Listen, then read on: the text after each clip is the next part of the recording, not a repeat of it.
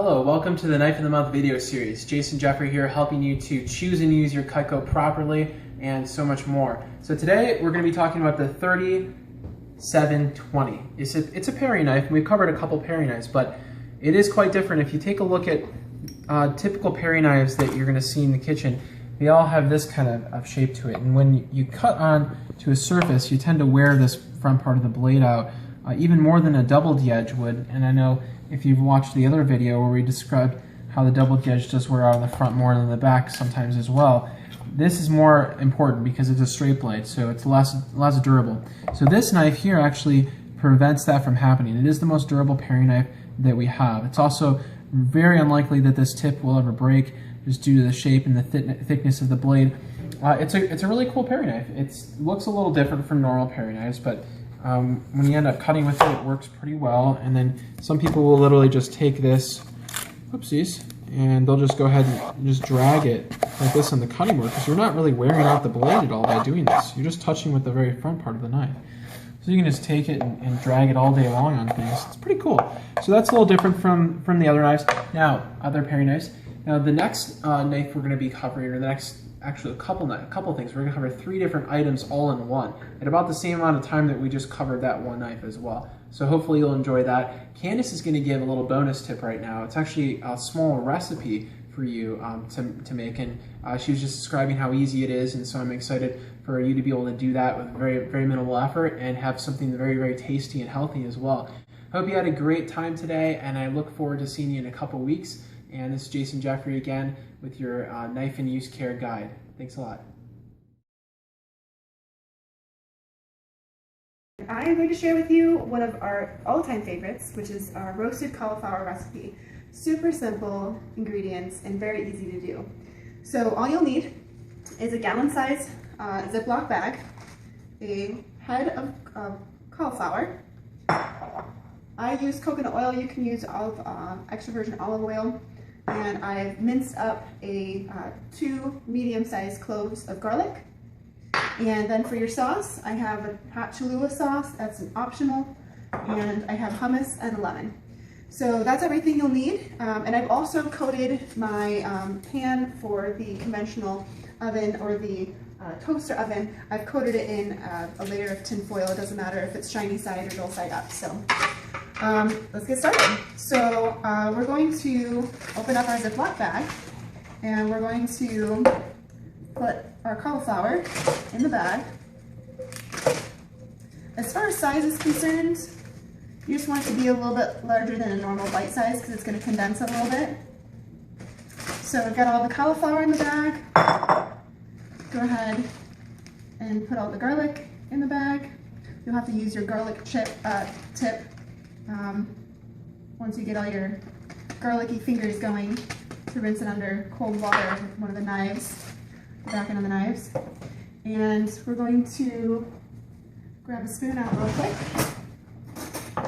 We're going to take, I would say, 2 to 3 tablespoons of oil. Just enough to, I'm just going to do a really tiny one right here. Just enough. We want all of the cauliflower to be coated, and I leave a little air in there just as a little tip.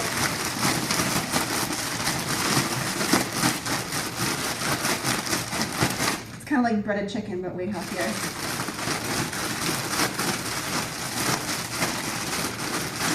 All right, that should be good. And I go ahead and I dump that on my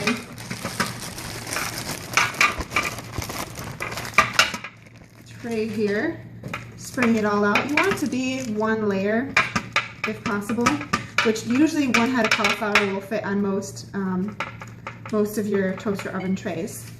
And now we are ready to stick it in the toaster oven. I already have it preheated to 450 degrees Fahrenheit. So just pop that in there. I pop it in the middle, and I'm going to set the timer for about 15 minutes. It's going to be 30 minutes total, and we're going to flip it halfway. While that's getting roasted, we can finish off the rest of it. And that's when we pull out the lemon, hummus, and the optional Cholula sauce. So what I'm going to do first, and this is a fun little tip, A lot of times lemons will have some seeds in it. I'm using the trimmer here, it's perfect size for lemon. So if you squeeze it out into your bowl first, you don't have to worry about these seeds that are dropping in here. You can just take them out very easily. I don't know if you can see this or not, but you're going to do the full lemon.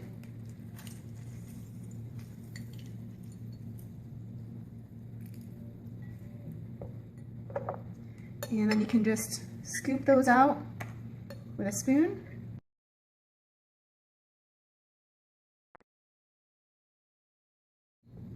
I used, I think it's Sabra is how you pronounce it. I used Sabra hummus. Actually, this whole recipe is gluten-free, vegan, vegetarian, nightshade-free, sugar-free.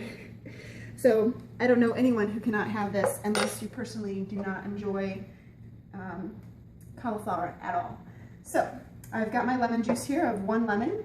I am going to cheat a little bit and use some already pre-made hummus. I'm gonna start small. I can always add a little bit more, but I'm gonna start with 2 scoops. And this is actually really good for any kind of vegan sauces that you're making or dressings. This is a great way to make dressings. I almost always start my creamier dressings with hummus and lemon, and then I'll season it from there with salt and pepper. Yeah, so I'd say that's more of the consistency. It's more like a runny ranch dressing, if you will.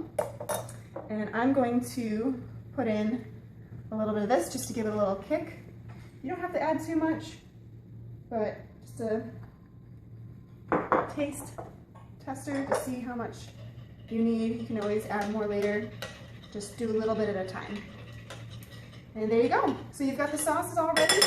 Now we're just waiting on the cauliflower to go in and flip, and we'll meet you back in a little bit. We're gonna check on our cauliflower. It's been about 15 minutes.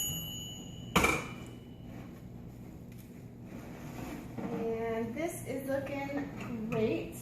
You still wanna keep it heated. We're just gonna flip this over a little bit, toss it.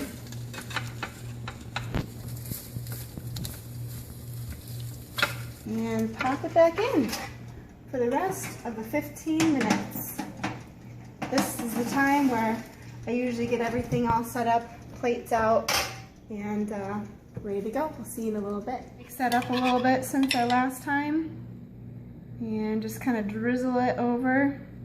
You don't need too much sauce. You can always put it on the side. And there you have it, roasted cauliflower.